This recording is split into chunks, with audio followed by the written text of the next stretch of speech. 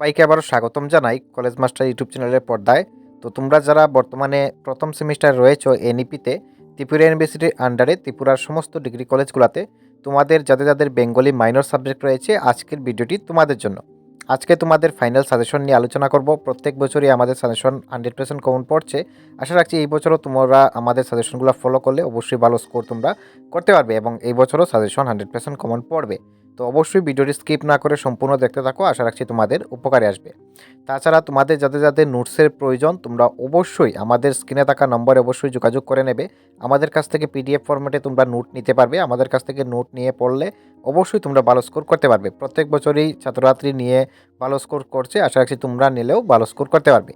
তো এই সেমিস্টার হোক অথবা পরবর্তী সেমিস্টার হোক, অবশ্যই তোমরা যোগাযোগ করে নেবে এবং আমাদের ডিসক্রিপশন বক্সে থাকা হোয়াটসঅ্যাপ নম্বরে অবশ্যই তোমরা হোয়াটসঅ্যাপ গ্রুপে জয়েন হয়ে যাবে। এবার যাচ্ছি সাজেশনের দিকে। প্রথম ইউনিট থেকে তোমাদের দুটি প্রশ্ন পড়তে হবে। প্রথম প্রশ্ন হচ্ছে তোমাদের চণ্ডীদাস এবং বিদ্যাপতির যে কৃতিত্ব, এই প্রশ্নটা ভালো করে দেখবে। তারপর দ্বিতীয়ত আরেকটি প্রশ্ন তোমাদের শ্রীকৃষ্ণ কীর্তনের যে প্রশ্নটা, এটা দেখবে। এখান থেকে এই দুটি প্রশ্ন দেখার পর প্রথম ইউনিট থেকে আরেকটি এক্সট্রাভাবে তোমাদের দেখতে হবে, তা হচ্ছে কৃত্তিবাস যে প্রশ্নটা ছিল সেটা। তো প্রথম ইউনিট থেকে এই গেল গুরুত্বপূর্ণ তিনটি প্রশ্ন। এই তিনটি প্রশ্ন প্রথম ইউনিট থেকে তোমাদের অবশ্যই দেখতে হবে। তবে এখান থেকে আরেকটি এক্সট্রা প্রশ্ন রয়েছে, কারোর পক্ষে যদি দেখা সম্ভব হয় তাহলে 4 নম্বর প্রশ্নটা দেখবে তোমরা। ওকে, তবে প্রথম তিনটি দেখার পর, প্রথম ইউনিটের প্রথম তিনটি দেখার পর কারোর পক্ষে সম্ভব হলে চতুর্থ প্রশ্নটা দেখবে। এবার যাচ্ছি দ্বিতীয় ইউনিটে। দ্বিতীয় ইউনিট থেকেও তোমাদের প্রথমের দুটি প্রশ্ন ভালো করে দেখতে হবে। আশা রাখছি এই দুটি প্রশ্ন দেখে গেলে একটি প্রশ্ন তোমরা অবশ্যই কমন পেয়ে যাবে।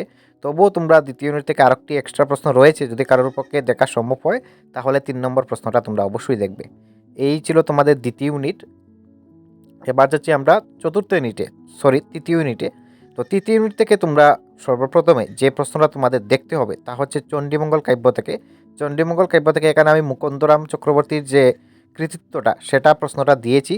তোমাদের বলতে পারে চণ্ডীমঙ্গল কাব্যের যে কোনো একজন সম্পর্কে তোমরা লিখো, তাহলে এটা লিখলেই হয়ে যাবে। অথবা বিভিন্নভাবে ঘুরিয়েও তোমাদের প্রশ্ন আসতে পারে, তার জন্য আমি অথবা দিয়ে তোমাদেরকে দেখিয়ে দিলাম। উত্তরটা কিন্তু একই হবে, যেভাবেই আসুক না কেন উত্তরটা কিন্তু একই হবে। আমাদের কাছ থেকে যারা নোটস নিয়েছে তাদেরকে আমরা সেইভাবে উত্তরটা দিয়েছি, যাতে প্রশ্নটা যেভাবেই আসুক না কেন উত্তরটা তারা এটা দিলেই তারা হয়ে যাবে। তো তৃতীয় ইউনিট থেকে তোমাদের আরও দুটি প্রশ্ন রয়েছে। দুটির মধ্যে তোমাদের দ্বিতীয় প্রশ্ন, এটা খুবই গুরুত্বপূর্ণ, তোমাদের মঙ্গল কাব্যের সংজ্ঞা দাও, এর বৈশিষ্ট্যগুলি লেখো, এই প্রশ্নটা। তবে এখান থেকে আরেকটি প্রশ্ন রয়েছে এক্সট্রা পাবো। তবে প্রথম দুটি দেখার পর যদি কারোর পক্ষে সম্ভব হয় তাহলে এক্সট্রা 3 নম্বরের প্রশ্নটা দেখবে। এই ছিল তোমাদের তৃতীয় ইউনিট। এবার আমরা আলোচনা করব চতুর্থ ইউনিট থেকে। চতুর্থ ইউনিট থেকে তোমরা সর্বপ্রথমে তোমাদের দেখতে হবে যে শাক্ত পদাবলী রয়েছিল সেখান থেকে। তো এখান থেকে তোমাদের প্রশ্ন বিভিন্নভাবে আসতে পারে। আমাদের কাছ থেকে যারা নোট সাজেশন নিয়েছে তা আমরা তাদেরকে সেভাবে দিয়ে দিয়েছি, যাতে প্রশ্ন যেভাবেই আসুক না কেন উত্তরটা কিন্তু একই হবে। ওকে, এই প্রশ্নটা সর্বপ্রথমে তোমরা দেখবে। তারপর হচ্ছে তোমাদের গীতিকা। গীতিকার উপরে তোমরা যে যে প্রশ্ন বিভিন্নভাবে আসতে পারে, আমরা অথবা দিয়ে তোমাদেরকে দেখিয়ে দিলাম। যেভাবেই আসুক না কেন আমাদের কাছ থেকে যারা নিয়েছে আমরা তাদেরকে সেইভাবে দিয়েছি। তো এখান থেকে তোমাদের শিবায়নটাও দেখতে হবে।